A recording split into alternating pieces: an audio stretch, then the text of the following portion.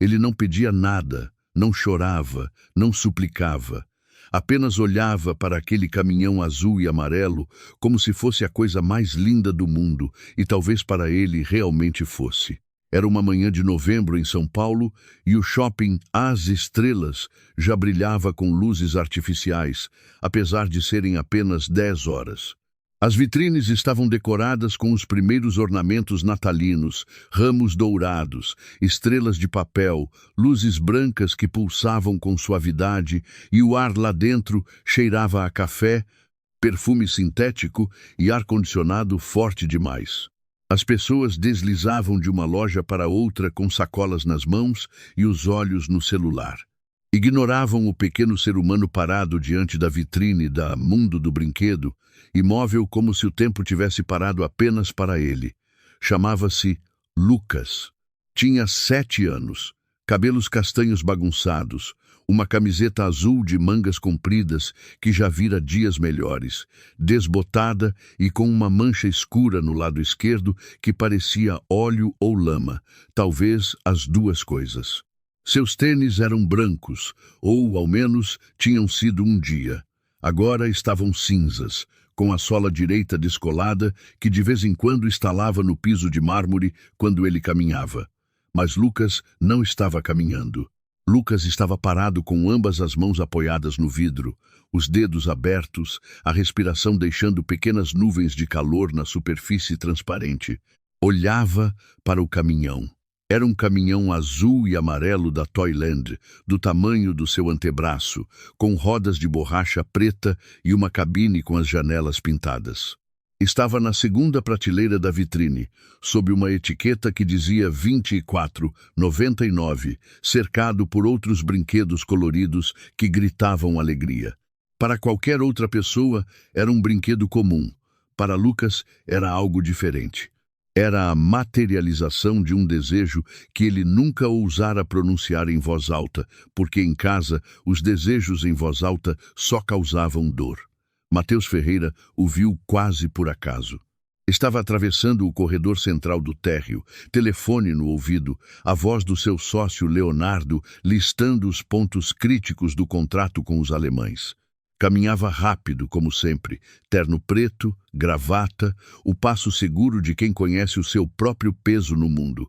Tinha 32 anos e um patrimônio que não se preocupava mais em contar com precisão.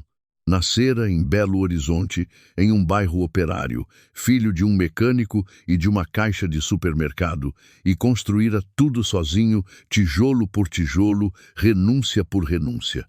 O sucesso lhe caía como uma segunda pele, uma que ele nunca tirava. Estava prestes a passar pela vitrine da loja de brinquedos sem nem olhar, quando algo o deteve. Não foi um som, não foi um movimento brusco, foi o silêncio. No meio de todo aquele barulho, a música ambiente das caixas de som, as vozes das pessoas, os passos no mármore, as risadas de um grupo de garotas logo ali, havia um ponto de silêncio absoluto, e esse ponto era o menino diante da vitrine. Matheus parou sem saber o porquê. Leonardo continuava falando no seu ouvido, mas as palavras haviam se tornado ruídos de fundo irrelevantes. Seus olhos estavam no menino. Observou-o por alguns segundos. A postura, as mãos no vidro, a expressão. Havia algo naquele menino que era impossível ignorar. Não a pobreza, não as roupas gastas, não a solidão evidente de um garoto de 7 anos em um shopping sem nenhum adulto por perto. Era o olhar. Aquele olhar que Matheus conhecia, mesmo que não soubesse explicar de imediato, era o olhar de quem deseja algo, sabendo antecipadamente que não o terá. Leonardo, te ligo em 10 minutos, disse e encerrou a chamada antes que o sócio pudesse responder. Aproximou-se lentamente para não assustá-lo. Abaixou-se levemente, trazendo sua altura para mais perto da do menino e seguiu a direção do olhar. O caminhão azul e amarelo, segunda prateleira, 24,99. É bonito, não é? Disse Matheus com uma voz mais suave do que a que costumava usar. O menino virou-se de sobressalto, como se tivesse sido pego em flagrante. Os olhos grandes, castanhos, com algo de adulto dentro que não deveria existir aos 7 anos, fixaram-no com uma desconfiança imediata. Depois, quando entendeu que o homem não estava gritando nem o expulsando, a desconfiança deu lugar a algo mais incerto. Sim, disse Lucas baixinho. Depois acrescentou, quase como se justificando. Só estou olhando. Aquelas 3 palavras atingiram Mateus em um ponto que ele não sabia que ainda estava descoberto. Só olhando. Não pedia nada, não esperava nada. Já havia aprendido, aos 7 anos, que certos desejos não se pedem, apenas se olham através do vidro e depois se vai embora. Como você se chama? Perguntou Mateus. O menino hesitou. Lucas. Mateus assentiu lentamente. Está aqui com alguém? Uma pequena pausa. Não, moro perto. Venho às vezes para olhar, às vezes. Mateus endireitou o corpo e olhou novamente para a vitrine. Depois, olhou para o menino, depois, olhou de novo para o caminhão. 24,99. Menos do que o custo do café e do pão de queijo que consumira naquela manhã no bar do hotel, sem pensar. Espere aqui um momento, disse. Lucas olhou para ele com uma surpresa silenciosa enquanto o homem entrava na loja. A vendedora, uma moça de uns 20 anos com o cabelo preso e um uniforme vermelho com a logomarca da loja, levantou os olhos quando Mateus se aproximou do balcão. Bom dia, posso ajudar? O caminhão azul e amarelo na vitrine, o Toyland. Vocês têm outros no estoque? Sim, claro. Espere que vou verificar. Vou levar um, disse Mateus. E depois, após uma brevíssima pausa. Aliás, vou levar 2. Quando saiu da loja com a sacola branca da Mundo do Brinquedo na mão, Lucas ainda estava lá, imóvel, como se tivesse medo de que se mover pudesse quebrar alguma coisa. Mateus agachou-se diante dele, trazendo seus olhos para o mesmo nível dos dele e abriu a sacola. Este é para você, disse, tirando a caixa do caminhão. Lucas encarou a caixa. Não a pegou de imediato. Olhou para ela como se não entendesse, como se o gesto não coubesse em nenhuma categoria da sua experiência. Para mim? Repetiu baixinho. Para você. Mas por quê? Mateus ficou em silêncio por um momento. Era uma pergunta simples e impossível ao mesmo tempo. Por quê? Porque vira aquele olhar e não conseguira seguir adiante. Porque 24,99 eram nada para ele e tudo para aquele menino. Porque algo dentro dele, algo que acreditava ter selado anos atrás em um apartamento gelado em Contagem, havia despertado subitamente. Porque às vezes as coisas bonitas não devem ficar apenas do outro lado do vidro, disse por fim. Lucas pegou a caixa com as 2 mãos, com o cuidado de quem segura algo frágil. Segurou-a apertada contra o peito e levantou os olhos para Mateus com uma expressão que não era apenas gratidão. Era algo mais complexo, maior, mais antigo do que uma criança de 7 anos deveria carregar. Obrigado, disse, e depois, após um silêncio, ninguém nunca comprou nada para mim. Mateus abriu a boca, mas a fechou. Aquelas palavras caíram no ar como pedras em água parada e as ondas ainda se expandiam dentro dele quando o menino olhou para ele novamente e acrescentou, com a voz de quem relata um fato e não uma confissão. Minha mãe está doente, não trabalha. Moramos em um lugar. Não era um lugar bonito. Não era um pedido de ajuda. Era apenas a verdade, dita com a simplicidade desarmante de quem ainda não aprendeu a escondê-la. Mateus permaneceu agachado diante dele por mais alguns segundos. Depois, tirou do bolso interno do paletó um cartão de visitas branco com seu nome, número de telefone e o logotipo da sua empresa e o colocou sobre a caixa do caminhão nas mãos do menino.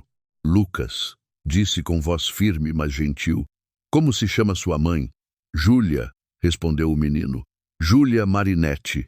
Mateus assentiu lentamente, levantou-se, ajeitou a gravata, olhou mais uma vez para aquela criança com o caminhão apertado ao peito e algo nos olhos que se assemelhava, pela primeira vez em muito tempo, à esperança. E enquanto se virava para ir em direção à sua reunião, em direção aos 18 milhões de reais, em direção à vida que construíra tijolo por tijolo, Mateus Ferreira sentiu algo que não sentia há anos. Sentiu que estava indo na direção errada. Mateus Ferreira não era um homem que se deixava distrair. No entanto, por toda a duração da reunião com os alemães, as palavras de um menino de 7 anos continuaram ressoando em um canto de sua mente, como uma nota fora do lugar em uma sinfonia outrora perfeita. Ninguém nunca comprou nada para mim. Ele as ouviu dezenas de vezes ao longo do dia, enquanto assentia para gráficos, enquanto assinava documentos preliminares, enquanto apertava mãos e sorria com a precisão de quem transformou o sucesso em uma segunda natureza. Mas aquelas palavras não iam embora. Voltou ao hotel às 7 da noite, tirou o terno, afrouxou a gravata, serviu 2 dedos de água mineral em um copo e sentou-se na beira da cama com o celular na mão. Abriu o navegador, digitou Júlia Marinetti São Paulo. Os resultados não disseram nada útil, nomes demais, nenhum contexto. Depois, abriu a agenda e procurou o número de Daniel Costa, um ex-colega que trabalhava agora para uma associação de assistência social no bairro da Lapa, não muito longe de onde imaginava que pudesse ser a casa do menino. Daniel, aqui é o Mateus Ferreira, preciso de um favor. Houve uma pausa surpresa. Mateus, faz anos, tudo bem? Sim. Escute, encontrei hoje um menino no Shopping das Estrelas. Chama-se Lucas, uns 7 anos. A mãe chama-se Júlia Marinetti. Ele me disse que a mãe está doente e que vivem em condições difíceis. Pode me ajudar a entender algo mais? Outro silêncio, mais longo. Não é exatamente o meu setor, Mateus. Eu cuido de famílias acompanhadas pelos serviços sociais da prefeitura. Eu sei, por isso estou te ligando. Daniel suspirou. Me dê 24 horas. No dia seguinte, às 18 horas, Daniel ligou de volta. Sua voz tinha um tom diferente, mais baixo, mais atento. Encontrei algo. Júlia Marinetti, 34 anos, residente na rua Guaicurus, 78, na Lapa. É acompanhada pelos serviços sociais há cerca de 8 meses. Diagnóstico de esclerose múltipla em fase progressiva, invalidez parcial reconhecida, auxílio doença mínimo. O menino chama-se Lucas Marinetti, 7 anos, matriculado na Escola Municipal Monteiro Lobato. Frequenta regularmente, bom rendimento escolar, apesar de tudo. Mateus ouviu em silêncio, sentado à mesa do hotel com uma folha em branco diante de si, na qual não escrevera nada. Como é a situação da moradia? Perguntou. Não é boa. Apartamento alugado, 2 cômodos, zona periférica. Houve problemas com o pagamento do aluguel nos últimos meses. O proprietário abriu uma ação de despejo, suspensa temporariamente graças à intervenção dos serviços sociais, mas a situação é precária. Obrigado, Daniel. Mateus? A voz do amigo tornou-se mais séria. O que você pretende fazer? Ainda não sei, disse Mateus. Era a verdade. Ficou acordado até meia-noite, com aqueles dados diante dos olhos. Não eram números abstratos como os de seus balanços. Eram uma mulher de 34 anos, com uma doença degenerativa e um filho de 7 anos que ia ao shopping sozinho para olhar brinquedos através do vidro. Era uma realidade concreta. A poucos quilômetros de onde ele dormia, em um hotel 5 estrelas com o frigobar cheio e cama com lençóis de algodão egípcio. Na manhã seguinte, em vez de ir para o escritório, Mateus pegou um táxi. Rua Guaicurus, 78, disse ao motorista. O bairro da Lapa tinha áreas que os turistas nunca viam e que muitos paulistanos preferiam não notar. Não era um bairro perigoso, era simplesmente cansado. Prédios antigos dos anos 50, com os pátios internos cheios de bicicletas quebradas e vasos de flores um pouco murchos. Lojas com letreiros desbotados, calçadas irregulares onde a grama crescia entre as pedras. Havia uma dignidade silenciosa naquele lugar, a dignidade de quem segue em frente porque não tem escolha. O número 78 era um prédio de 4 andares, com o portão de madeira escura e a caixa de correio com os sobrenomes escritos à mão em pedaços de papel. Mateus procurou o nome. Terceiro andar, apartamento 8, Marinette. Subiu as escadas lentamente. O corrimão de ferro estava frio sob seus dedos. No terceiro andar, o corredor cheirava a café e desinfetante. Parou diante da porta do número 8 e ficou imóvel por alguns segundos com o punho erguido, indeciso. Bateu. Houve um silêncio. Depois o som de passos irregulares, passos de alguém que caminhava com dificuldade, e então a porta se abriu uma fresta, presa pela corrente de segurança. Uma mulher o olhou através do vão. 34 anos. Mas os olhos pareciam mais velhos, cansados de um tipo de cansaço que o sono não cura. Cabelos castanhos presos de qualquer jeito, um suéter cinza, a mão direita apoiada no batente para se sustentar. Era bonita, ou fora antes que a doença e o peso dos anos difíceis deixassem sua marca. Quem é? Perguntou com uma voz cautelosa. Meu nome é Mateus Ferreira, disse ele. Ontem encontrei seu filho Lucas no shopping, comprei um brinquedo para ele. Queria apenas me certificar de que ele estava bem. Houve um longo silêncio. A mulher o estudou através da fresta com um olhar que avaliava, pesava, buscava o engano ou a piedade, duas coisas que provavelmente aprendera a reconhecer e a odiar em igual medida. Como soube onde moramos? Perguntou ela. Tenho contatos nos serviços sociais da prefeitura, disse Mateus com honestidade. Não estou aqui para criar problemas. Estou aqui porque o que seu filho me disse não me deixou dormir. Outro silêncio. Depois, lentamente, a corrente de segurança deslizou e a porta se abriu. O apartamento era pequeno e ordenado, com um cuidado quase obstinado, como se manter tudo no lugar fosse a única forma de controle que Júlia Marinette ainda podia exercer sobre sua própria vida. O sofá tinha uma colcha de flores lavada muitas vezes, as almofadas arrumadas com precisão. Sobre a mesa da cozinha havia 2 xícaras, um livro escolar do ensino fundamental e um desenho a lápis, um caminhão azul e amarelo feito com a mão incerta de uma criança. Mateus olhou para aquilo e sentiu algo apertar o peito. Sente-se, disse Júlia com a voz de quem oferece o que tem, sabendo que não é o suficiente. Lucas está na escola. Volta às 13h. Sentaram-se à mesa da cozinha. Júlia preparou o café, movendo-se com lentidão, apoiando-se nos móveis com naturalidade, não como alguém que pede compaixão, mas como alguém que aprendeu a lidar com seus próprios limites sem fazer disso um drama. Sua doença, disse Mateus com delicadeza. Faz quanto tempo? 3 anos desde o diagnóstico. Os sintomas começaram antes.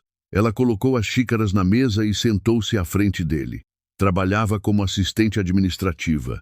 Tive que parar há 18 meses. O auxílio mal cobre o aluguel quando dá. E o pai do Lucas? Júlia balançou a cabeça sem dramas. Não existe. Foi embora quando o Lucas tinha 2 anos. Nunca mais tivemos notícias. Mateus assentiu lentamente, olhou para a xícara de café entre as mãos sem beber. O que a senhora precisa, Júlia? Não como resposta educada.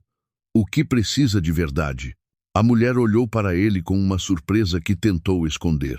Era uma pergunta que não lhe faziam com frequência naqueles termos.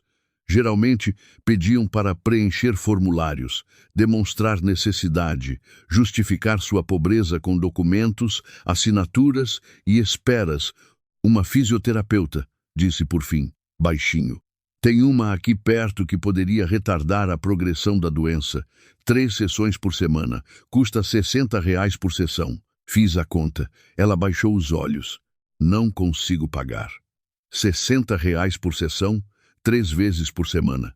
Menos do que Mateus gastava em um jantar de negócios sem pensar. E para o Lucas? Perguntou. Júlia levantou os olhos. Naquele olhar havia tudo. O amor feroz de uma mãe. A vergonha silenciosa de não poder dar o suficiente, o cansaço de lutar cada dia uma batalha em frentes demais.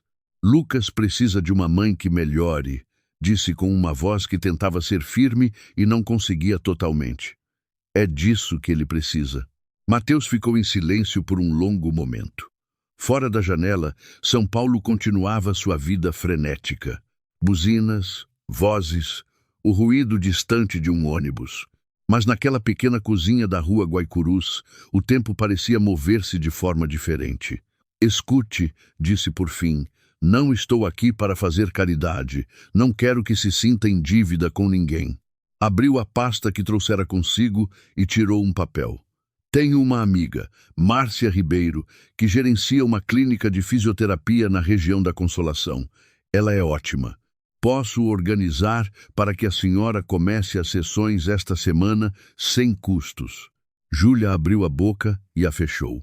E para o Lucas, continuou Mateus, tenho uma proposta. Minha empresa tem um programa de suporte escolar para os filhos dos funcionários. Posso estendê-lo a ele também. Aulas particulares, material escolar, atividades extracurriculares. Nada extraordinário, apenas o que cada criança deveria ter. Por quê? Disse Júlia, e em sua voz havia a mesma pergunta que o filho lhe fizera no dia anterior através do vidro. Por que está fazendo isso? Mateus pensou na resposta certa, depois decidiu que a resposta certa era a verdadeira. Porque eu também olhei as coisas através do vidro quando era criança, disse, e ninguém parou por mim.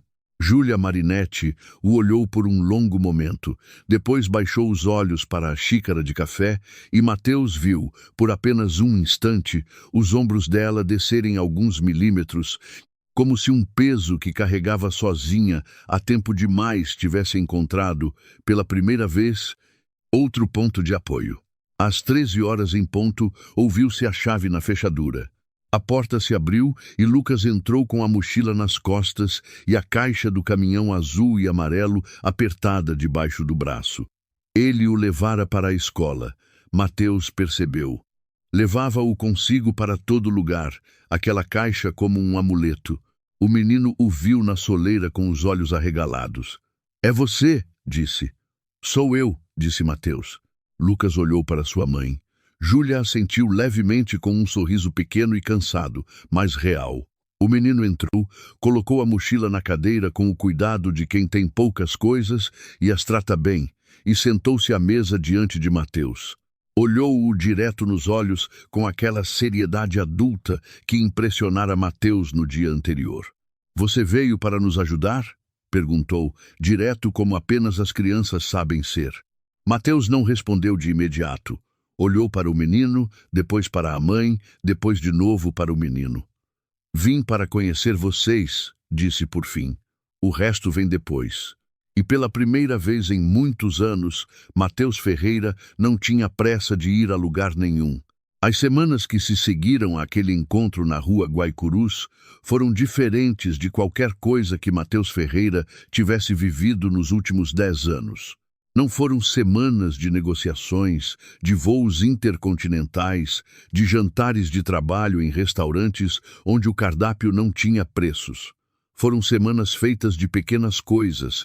Uma terça-feira à tarde, levando Lucas ao Parque do Ibirapuera, uma quinta-feira de manhã, acompanhando Júlia à primeira sessão de fisioterapia, um telefonema à noite para saber como ela estava.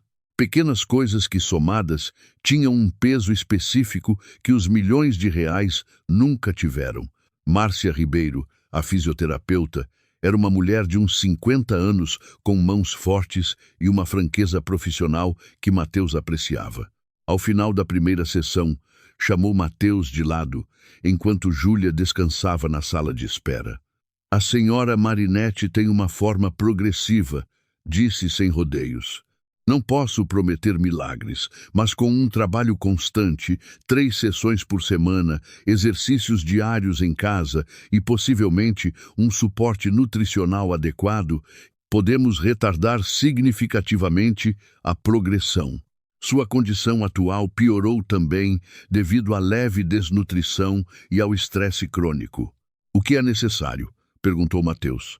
Márcia lhe entregou uma folha escrita à mão, uma lista de suplementos, uma dieta específica, o nome de um neurologista especialista.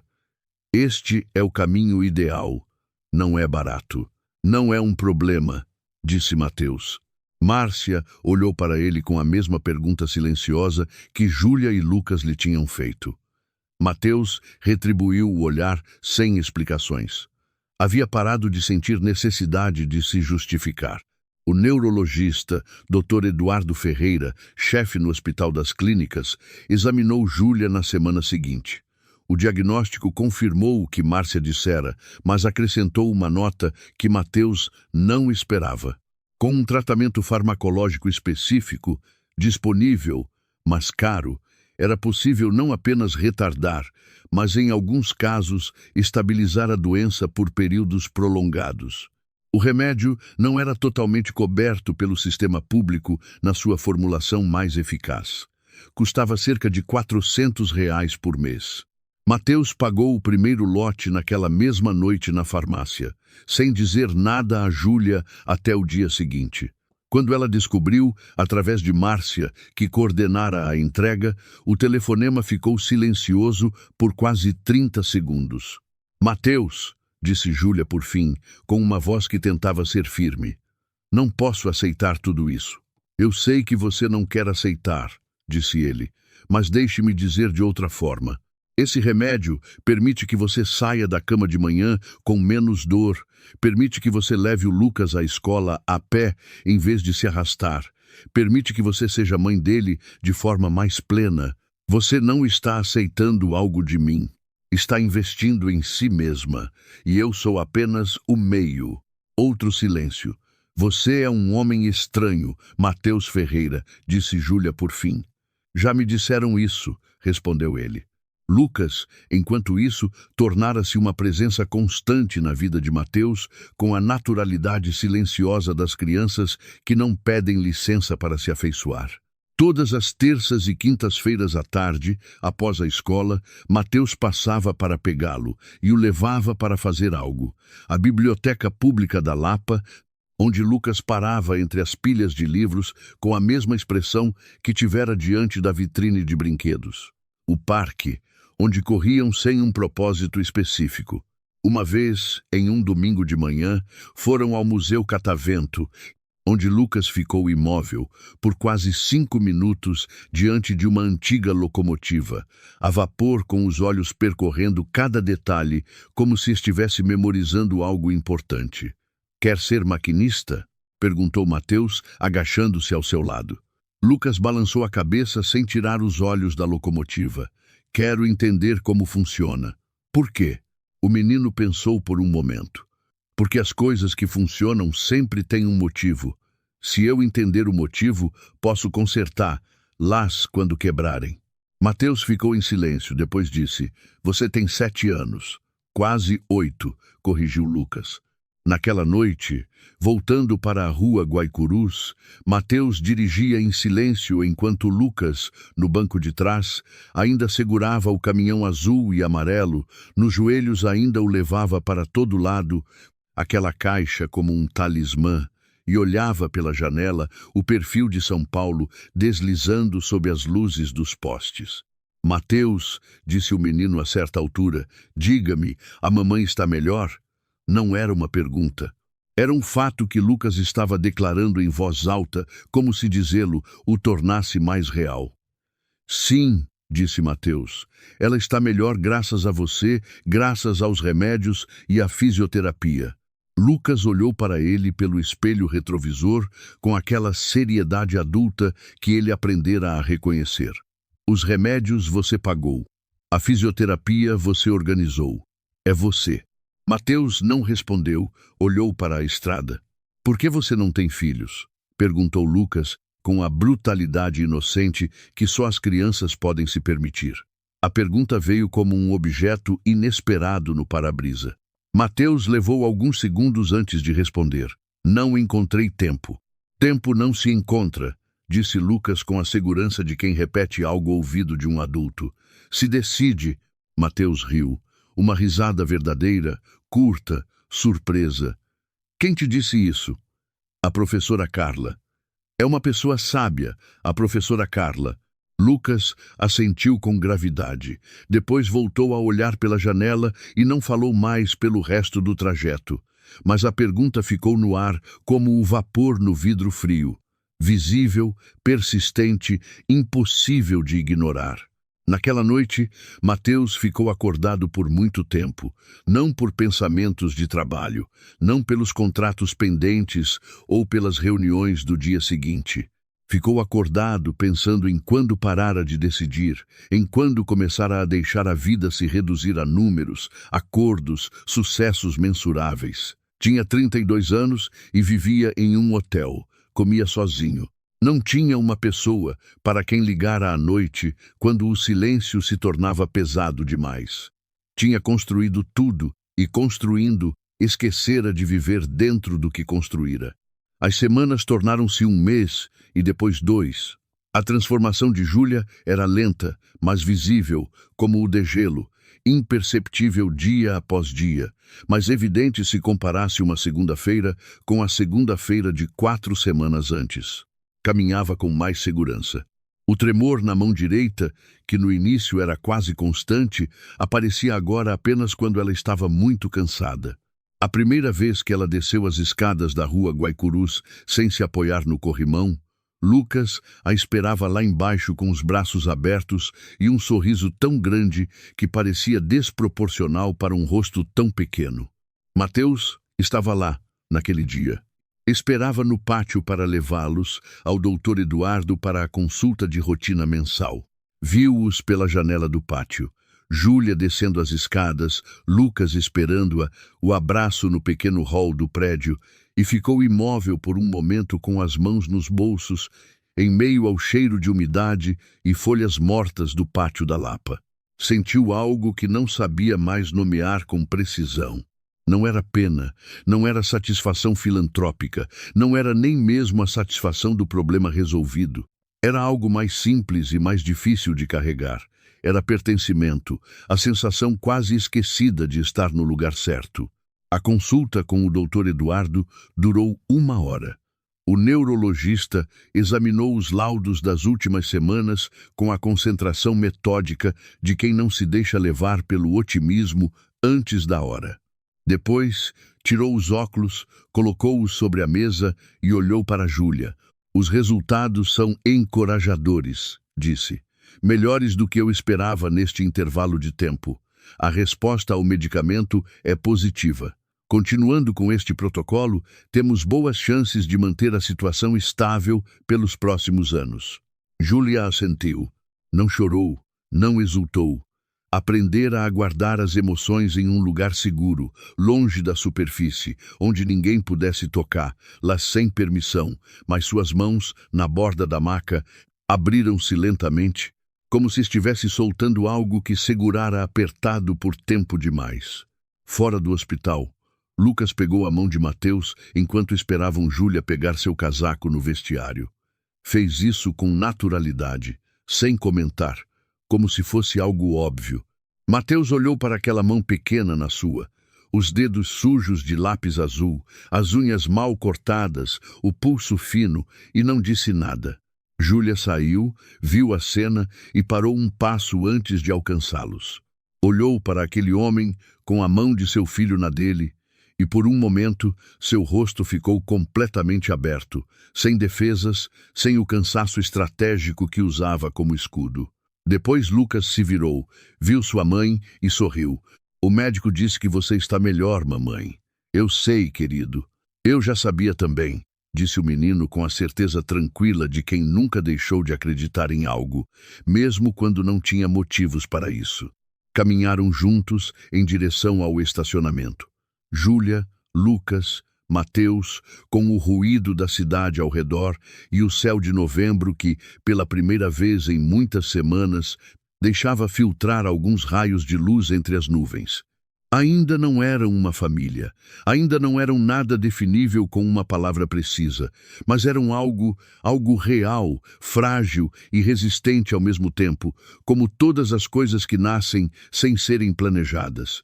E Mateus Ferreira, que construíra sua vida inteira sobre o planejamento, descobriu naquela tarde de novembro que as coisas não planejadas tinham um sabor que nenhum sucesso profissional jamais lhe dera. Naquela noite, pela primeira vez em anos, ele não comeu sozinho. Sentou-se à mesa pequena na rua Guaicurus, em uma cadeira com uma perna ligeiramente mais curta que as outras, diante de um prato de macarrão com molho de tomate, preparado por Júlia com movimentos ainda incertos, mas determinados, enquanto Lucas, à sua frente, construía uma torre com pedaços de pão amanhecido e a derrubava de propósito, rindo todas as vezes. Era um jantar simples, quase pobre. Foi o jantar mais importante que Mateus recordava ter feito em toda a sua vida. E quando Lucas, antes de ir para a cama, voltou à cozinha com o caminhão azul e amarelo e o colocou sobre a mesa diante de Mateus, não como um presente, mas como um gesto de compartilhamento, como mostrar a alguém a coisa mais preciosa que possui. Mateus entendeu que algo dentro dele mudara de direção de modo definitivo. Não sabia ainda para onde o levaria, mas pela primeira vez em muito tempo queria descobrir. Dezembro chegou a São Paulo como sempre chega. De repente, com as luzes nas ruas e o ar que cheirava a chuva de verão e festas, aquele calor úmido que toma conta da cidade. A rua Guaicurus transformou-se com discrição, como se transformam os lugares humildes no inverno. Algumas estrelas de papel nas janelas, uma árvorezinha de plástico iluminada atrás de um vidro embaçado, as vozes das crianças no pátio que ressoavam mais fortes no silêncio da noite. Mateus criara o hábito de passar por lá 3 ou 4 vezes por semana. Não planejava, acontecia, como acontecem as coisas que se tornam necessárias sem que você perceba. Às vezes trazia algo, às vezes não. Às vezes sentava-se à mesa da cozinha em silêncio enquanto Júlia preparava o chá e Lucas fazia a lição de casa, e aquele silêncio não pesava. Respirava, em vez disso, com a leveza das coisas que estão em seus lugares. Uma noite de início de dezembro, após o jantar, Júlia continuou sentada diante dele, com as mãos em volta da xícara, e disse: "Preciso te contar uma coisa." Mateus esperou. "Meu antigo empregador me ligou. Souberam que estou melhor." Ela baixou os olhos. "Ofereceram-me para voltar a trabalhar em meio período, de casa, ao menos no início. É uma notícia maravilhosa", disse Mateus com sinceridade. Júlia levantou os olhos, quase surpresa. "Significa que não preciso mais depender de você." Havia orgulho naquela frase, não ingratidão, não distância. Um orgulho ferido que buscava se colocar de pé novamente. Mateus o reconheceu perfeitamente. Era o mesmo orgulho que o mantivera firme aos 20 anos, quando não tinha nada e não queria que ninguém soubesse. "Eu nunca quis que você dependesse de mim", disse ele. "Quis que você tivesse as condições para não precisar fazer isso. São duas coisas diferentes." Júlia o olhou por um longo momento, depois sussurrou com uma voz tão baixa que Mateus quase não ouviu. "Por que você é assim?" "Assim como?" Ela fez um gesto vago que parecia indicar tudo. A mesa, os meses passados, o jantar, o silêncio compartilhado. "A maioria das pessoas que ajudam quer algo em troca. Você não pede nada." Mateus girou a xícara entre as mãos. "Eu pedi algo. Só não pedi a você." "A quem?" "A mim mesmo." Levantou os olhos. "Eu tinha esquecido como se vive. Não como se trabalha, como se vive." Lucas me lembrou disso diante de uma vitrine. "Você me lembrou nesta cozinha. Não é pouco." Júlia ficou em silêncio. Depois disse com voz baixinha: "Eu também tinha esquecido algumas coisas." Não acrescentou mais nada. Não era necessário. 3 dias antes do Natal, Mateus levou Lucas ao Shopping das Estrelas. Era um sábado de manhã. o céu branco de nuvens baixas, o ar com o cheiro da chuva que ameaçava cair. O shopping estava cheio de gente com sacolas e crianças, com aquela frenesia gentil que precede as festas. Filas nos caixas, música natalina nos alto-falantes, luzes por toda parte. Pararam diante da vitrine da Mundo do Brinquedo. Lucas olhou para ela em silêncio por alguns segundos, com as mãos ao longo do corpo. Não apoiadas no vidro desta vez, apenas olhando. Como está diferente, disse. O que está diferente? Perguntou Mateus. Olhar. Lucas mudou os olhos da vitrine para Mateus. Antes, eu sentia que as coisas estavam do outro lado e eu estava aqui. Agora eu só olho. Não sinto mais aquela coisa no estômago. Mateus entendeu o que ele queria dizer. A fome, não a fome de comida, mas a fome de possibilidade. Aquela sensação aguda e silenciosa de estar fora de algo a que você não pode ter acesso. Quer entrar? Perguntou Mateus. Lucas assentiu com seriedade, como se estivesse aceitando os termos de um acordo importante. Entraram.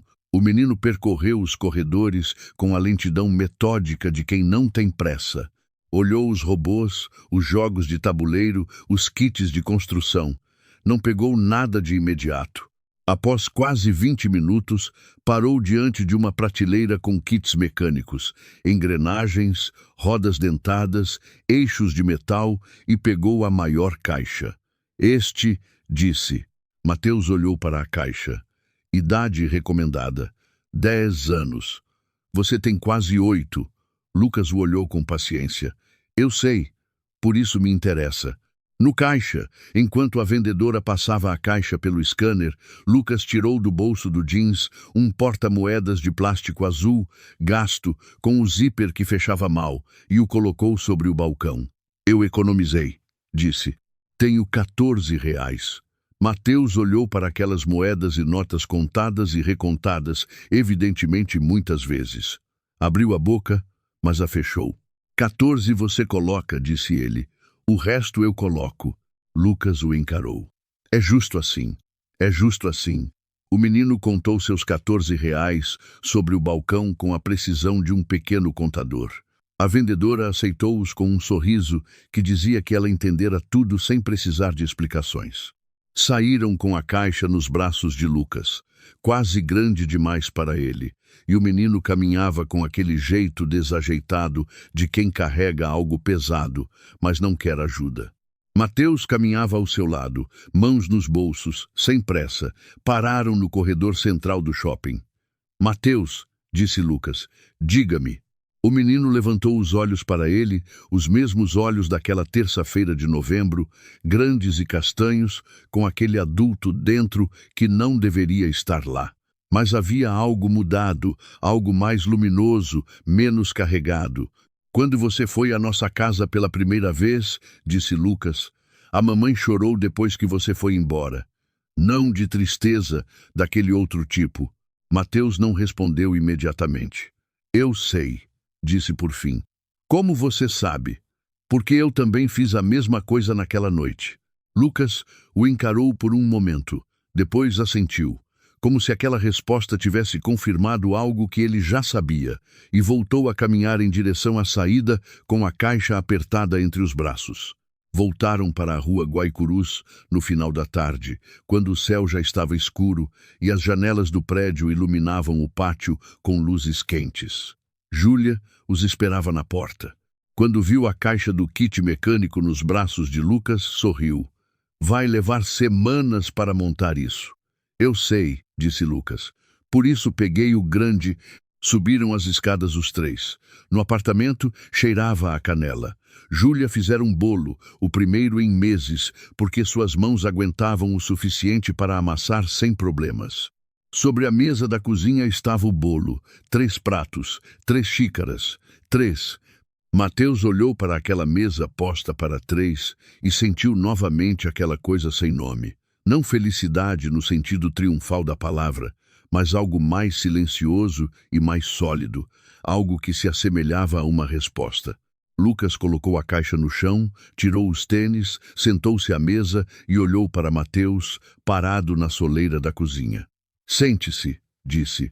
O bolo vai esfriar. Mateus tirou o casaco e pendurou-o no seu gancho no cabideiro. Tinha o seu próprio gancho agora, aquele no final. Sentou-se.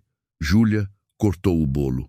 Lucas falou sobre o kit mecânico com o entusiasmo preciso de quem já tem em mente exatamente o que quer construir. Fora da janela, São Paulo brilhava com as luzes de Natal, e pela primeira vez em anos, Mateus Ferreira olhou para aquelas luzes não com a indiferença de quem sempre as vira do alto, mas com os olhos de quem finalmente está, simplesmente, dentro. Do outro lado do vidro não havia mais nada esperando por ele. Ele já estava onde deveria estar,